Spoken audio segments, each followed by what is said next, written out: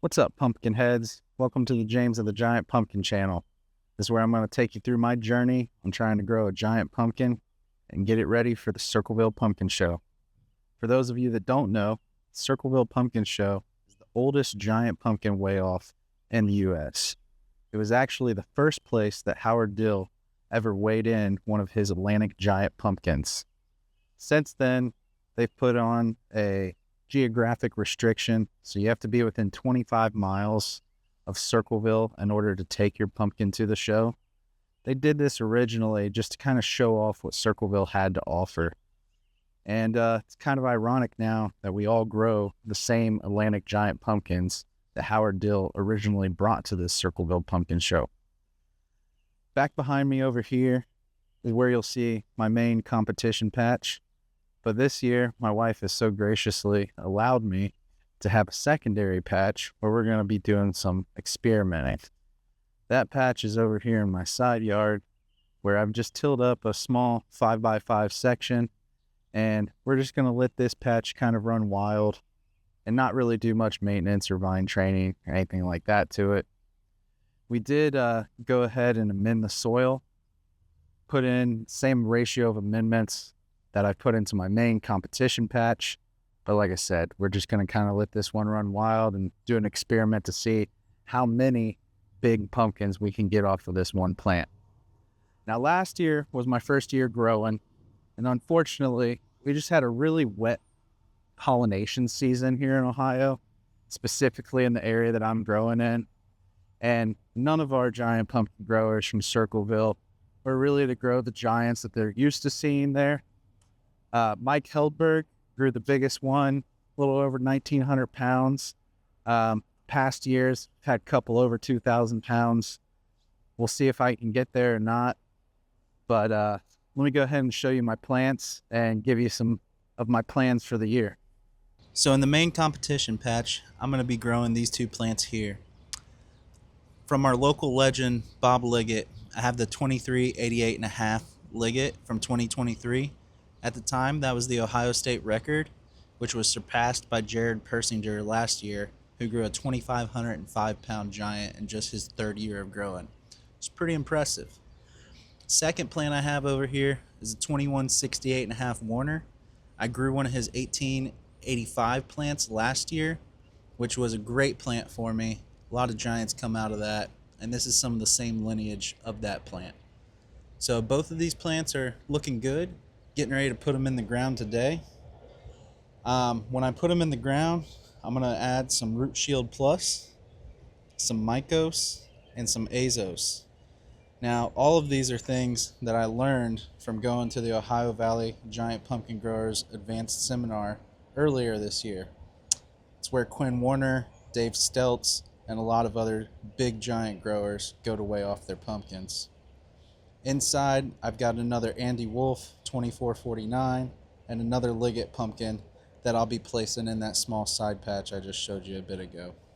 So the giant pumpkin season really got started for me a couple of weeks ago when I put these seeds in their pots indoors, got them started back on April 13th.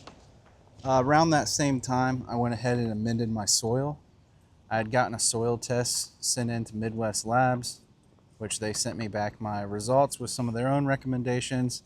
But I also like to use the Brian Langley soil calculator, which is something that looks like this. Now, this is an Excel spreadsheet. Cecil Weston has a great YouTube video out there explaining how to do all the calculations and what you're really looking for. So with that in mind, I've amended my patch with about 2 pounds of manganese sulfate, about 32 pounds sulfate of potash, 5 pounds elemental sulfur, about 7/10 pound of borax to help with the boron, 2 pounds of fish bone meal, 25 pounds of 12-12-12 fertilizer, another 5 pounds of 14-14-14 slow release fertilizer.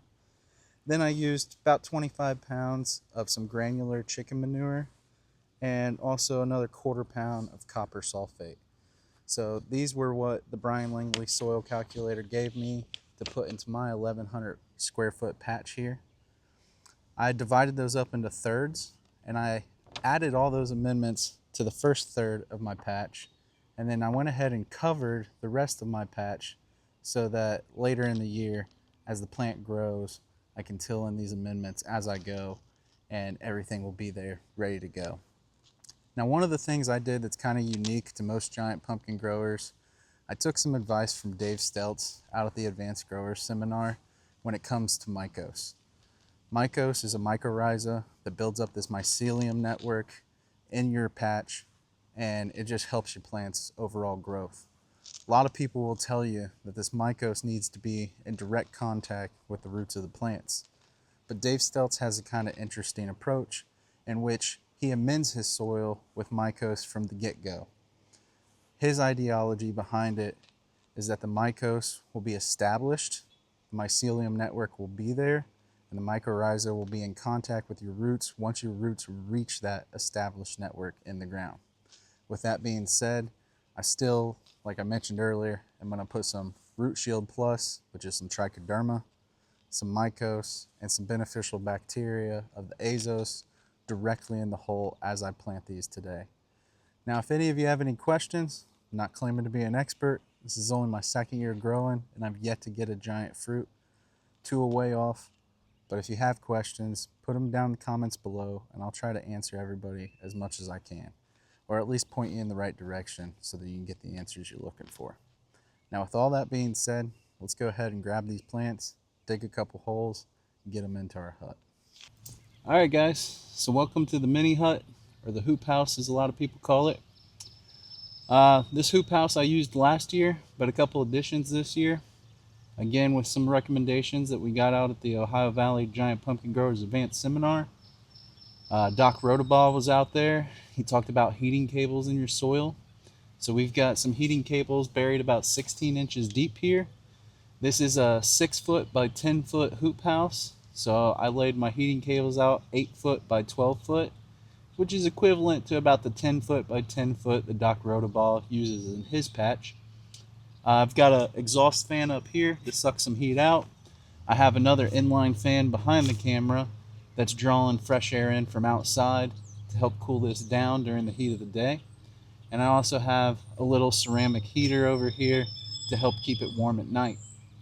Now, I have the heating soil cables hooked up to an Inkbird thermostat and another Inkbird thermostat that is running my exhaust fans and my heater over here as well. The soil right now is about 75 degrees because of the heating cables, and the internal temperature of my hut hovers around 78 degrees right now. So we're going to go ahead and dig a couple holes and get ready to transplant these giant pumpkin plants.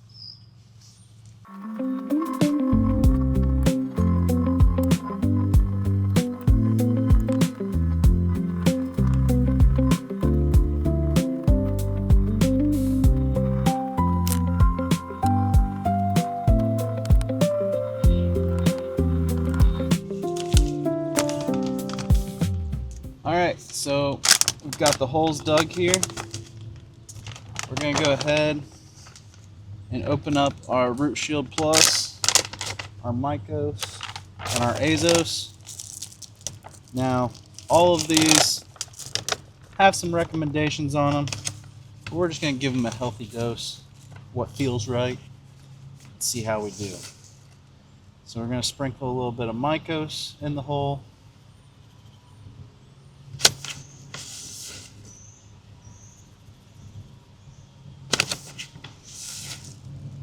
Give them a little bit of extra around the hole. Get sucked in when we backfill. We're going to go ahead and add the Azos next.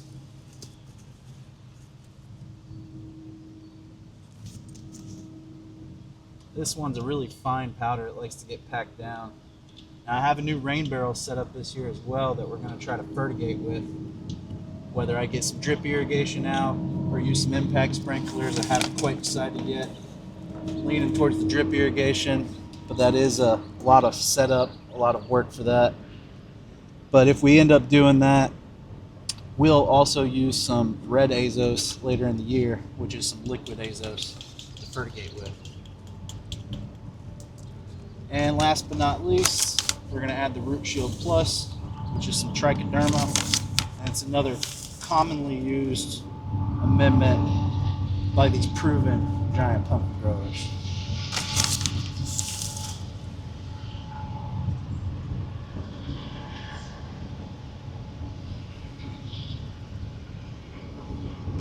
And for good measure, let's add a little bit to the dirt that we're going to put back into the hole.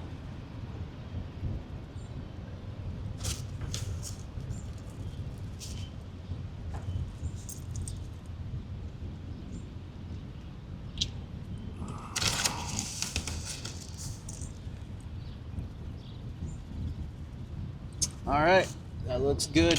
So next, we're going to go ahead and grab our plants.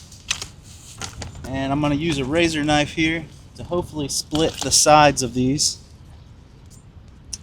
Make sure to keep your labels. You don't want to lose track of what plant is what.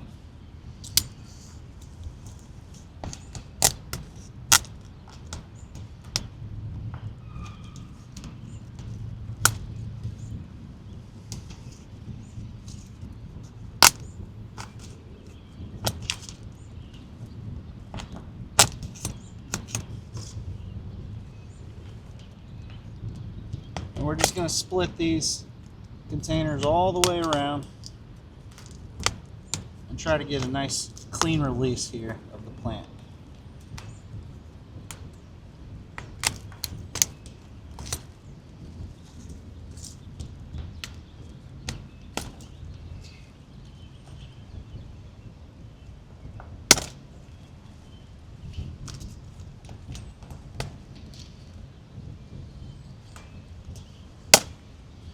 So the first plant going in here is the 2388.5 Ligget from Bob Ligget. Now this plant was, like I said, the 2023 Ohio state record.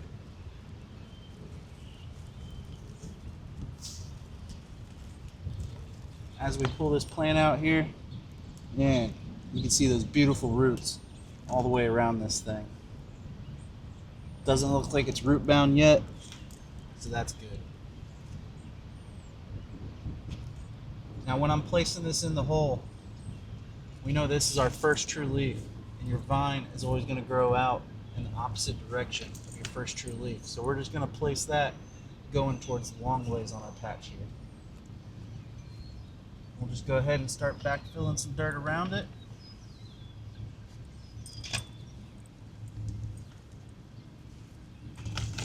Get this out of the way.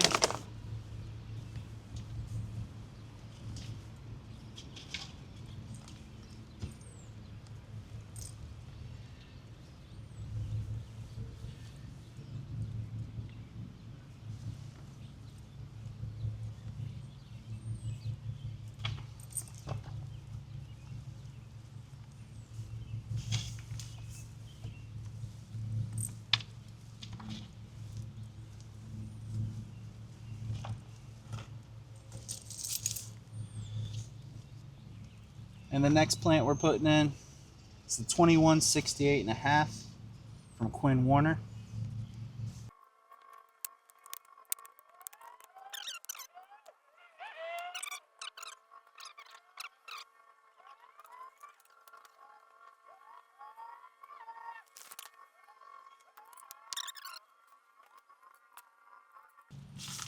And last but not least, we're going to water these plants in.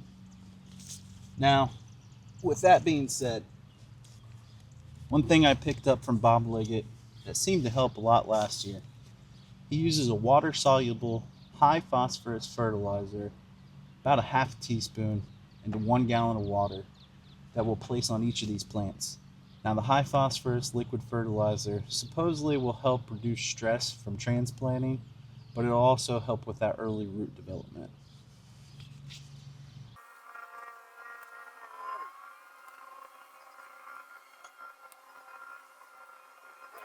Now I do have a heavy clay soil here in southern central Ohio, so you'll notice some pooling on top of the ground right now, but we'll give it a few minutes and that'll all soak down in. Like I said, I've dug these heating soil cables in 16 inches deep. I till it about 9 inches deep, so this ground is plenty loose and it's improved a lot from last year already. So as you can see, it's already soaking in and hopefully this will give our plants a nice good start. So I'm going to go mix up one more batch of this water here for my Werner plant, and we'll be off and running for the 2026 giant pumpkin season.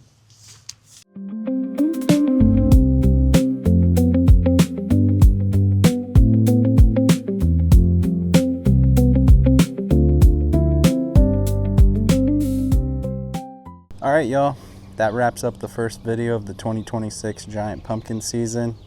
Hope y'all follow along this year on my journey to try and grow my first ever giant pumpkin, get it to a way off. Like I said, if you have any suggestions or you have any questions, just drop it down in the comments below and I'll try to respond to you or try to put a video out on it when I can get to it. It has been a busy season so far, trying to get everything out here in the patch and get it ready. I'll show you a few other projects I've got going on later, like this rain barrel back behind me that I just added this year as well. And until next time, hope you all grow 'em big.